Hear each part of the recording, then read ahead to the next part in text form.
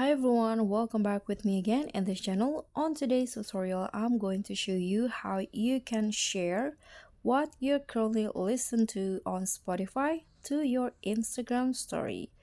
So here I have this song that I listen to and I want to share it to the Instagram story. So what you need to do is just click on the share button here. You can see on the right corner of your phone, click on that, then just select the stories option with Instagram icon.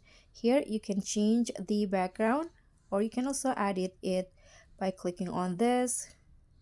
You can just see the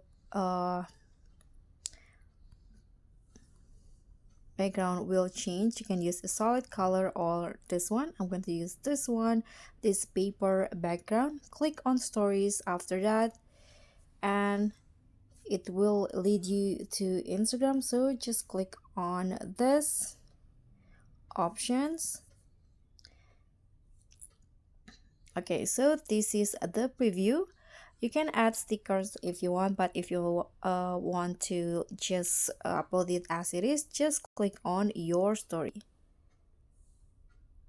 So that's all from me. That's how you can share what you are listening to on Spotify to your Insta story. Thank you so much for watching. Don't forget to like, comment, and subscribe. Also, click on the thanks. Bye.